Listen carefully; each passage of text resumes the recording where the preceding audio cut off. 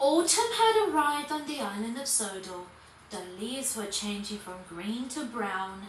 Then the fields were changing too, from yellow stubble to brown earth.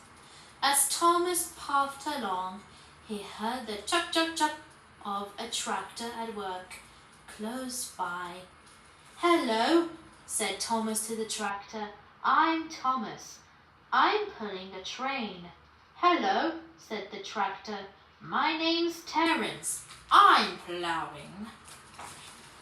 "What ugly wheels you've got," said Thomas. "They're not ugly. They're called caterpillars," said Terence. "I can go anywhere. I don't need rails." "I don't want to go just anywhere," replied Thomas huffily. "I like my rails, thank you very much." The next time Thomas saw Terence ploughing a field, he called up to him, "You've missed a bit over there in the corner, silly old tractor," and he whistled rudely. Terence carried on ploughing and didn't reply.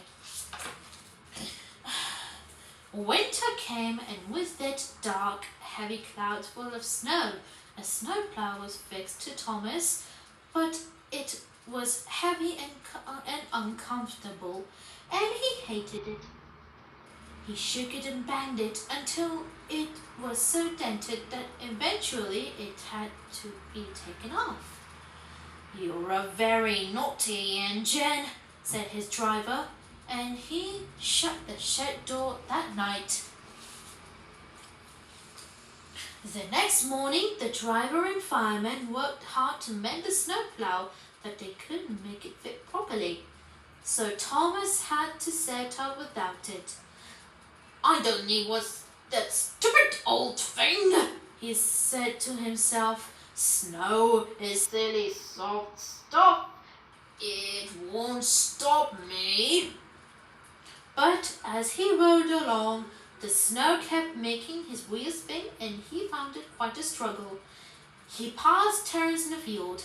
"You seem to be having some trouble there," called out Terence. "It's a pity you don't have caterpillars, then the snow wouldn't bother you." This time it was Thomas who didn't reply. "Silly soft stuff, silly soft stuff," puffed Thomas as he continued on his journey, and he rushed into a tunnel. At the other end, he saw a heap of snow falling from the side of the cutting. "Stupid old snow," said Thomas, and charged it. "Cinders and ashes," said Thomas as he ground to a halt. "I'm stuck!" And he was. "Oh, my wheels and coupling rods," said Thomas sadly.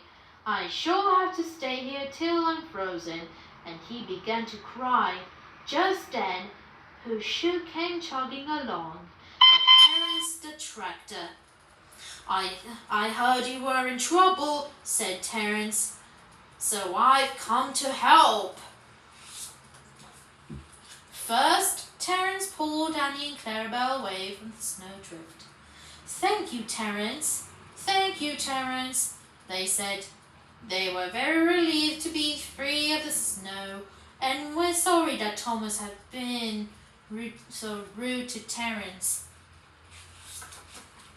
Next, Terence came back for Thomas. He pulled and pulled, but Thomas was buried so deeply in the snow that Terence wasn't strong enough to move him. "I shall never escape," thought Thomas sadly. The driver and fireman tried to dig the snow away from Thomas, but as fast as they dug, more snow slipped down. At last, Thomas' wheels were clear, but they still spun helplessly when he tried to move. Terence tugged and slipped and tugged, and eventually, with the most enormous effort, he dragged Thomas clear of the snow and into the tunnel. Thomas was very grateful. "Thank you, Terence," he said. "I think your caterpillars are splendid. I'm sorry I was so rude. I'm sorry I was so rude to you before." "My caterpillars are certainly useful," said Terence. "But I can't go very fast. I couldn't pull a passenger train like you can, Thomas." "Well, my wheels wouldn't be much use for ploughing a field," replied Thomas. And with that, Terence returned to his farm, while Thomas puffed tightly back to the engine shed. From then on, Terence and Thomas were good friends. Whenever they passed each other, they always exchanged a cheerful greeting, and they were never rude to each other again.